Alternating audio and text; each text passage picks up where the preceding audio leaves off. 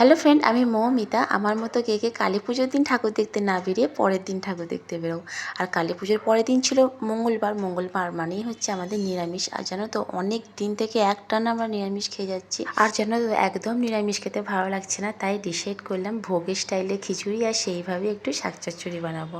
তো একদম সেইভাবেই রান্না করেছিলাম। আর আমাদের ওপর থেকে ভোগ দিয়ে গিয়েছিলো, আর ওই ভোগ ঠাকুরের আর আমার ঘরের রান্না পুরো একই খেতে হয়েছিল। প্রায় সকলেই যখন মুগের ডালের খিচুড়ি বা মুগের ডাল বানায় ভেজে নেয়, আমি কিন্তু সেটা করি না। আসলে এতে নিউট্রিশনটা অনেক কমে যায়। আসলে আমি সবসময় চেষ্টা করি যে একটু হেলদিভাবে রান্না করার। তো সেইভাবেই করেছিলাম, তবে খিচুড়িটা কিন্তু সত্যি খুব সুন্দর খেতে হয়েছিল। আর যে রান্না করেছিলাম শাক চচ্চড়ি, পাঁপড় ভাজা, আলু ভাজা। আর এই নিত্যিটা না কেনা হয়েছে, ভীষণ আনন্দ হচ্ছিল। আমাদের বারান্দার পাশে আর একটা কালী পুজো হচ্ছে, সেখান থেকেও কিন্তু অনেক ভোগ দিয়ে গেছিলো।